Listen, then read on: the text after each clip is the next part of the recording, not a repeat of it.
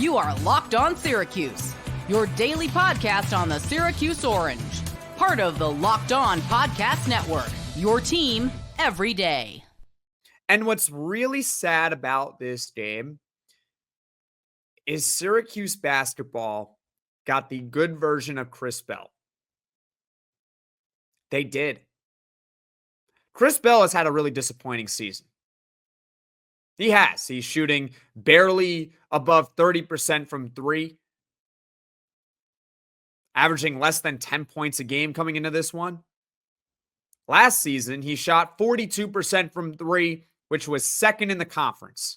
There was a reason why there was a lot of expectations around Chris Bell, because he legitimately last season had a good year at least shooting the basketball. And we were at least hoping that he could, at minimum, just be the same player he was last season, let alone, try to add more stuff to his game. It hasn't been a good year, but Syracuse basketball got a 2024 version of Chris Bell. The good Chris Bell. First time this season that Chris Bell had 5 or more threes in a game. To be exact, Chris Bell hit 7 of his 12 three-pointers. 7 made threes at an above 50% clip.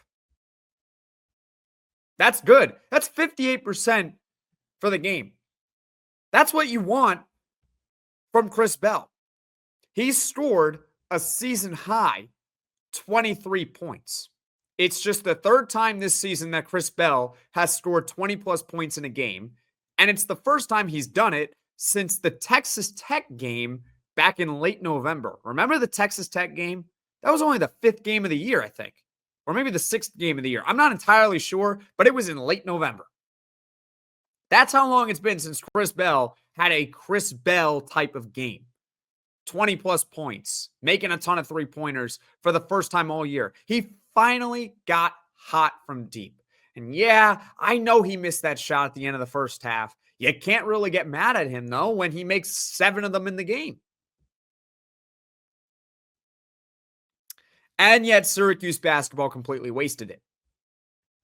They completely wasted it. J.J. Starling had 14 points, but he was only 5 of 15 from the field, and he was 3 of 11 from the three-point line. Let me repeat that. 3 of 11 from the three-point line is, doing the math for you all, 27%. I'm sorry. J.J. Starling, I get that he's the team's best scorer. I understand that. I'm looking up his numbers in real time at the time of this recording, all right? So bear with me here. J.J. Starling is the best scorer on the team. And you want him shooting the basketball. You want him with the ball in his hands. We all have to admit something, okay? He is not a good three-point shooter. He's taking way too many threes. The numbers back it up. I am staring at them right now.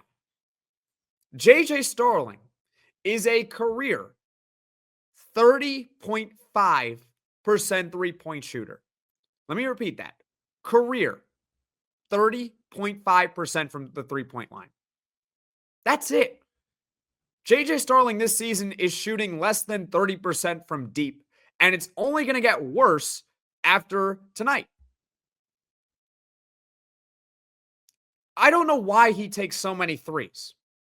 Somebody has got to get into his ear to stop taking 11 threes in a game. He takes 5.5 of them per game this season. I know it's hard to criticize J.J. Starling because he is the team's best player, but it drives me bananas. He is so good when he's attacking the basket. He is lightning fast. But my goodness, he's taken almost 6 threes a game now. That's not how this team is going to win. And look, if he's hot, he's hot. That's one thing. But when he's not hot, you can't be taking 11 threes in a game.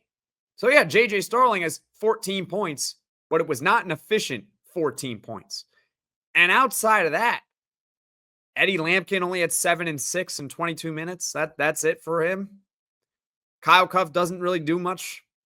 Jaquan Carlos actually low-key had a pretty decent game. He had 8 points and 6 assists, and he actually was good on defense in the beginning part of the game, but nobody else stepped up outside of Chris Bell, at least on the offensive end.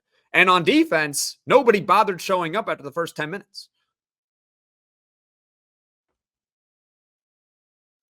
I don't know what to tell you. I'm struggling to come up with more things to say other than the fact that this team just stinks. They stink.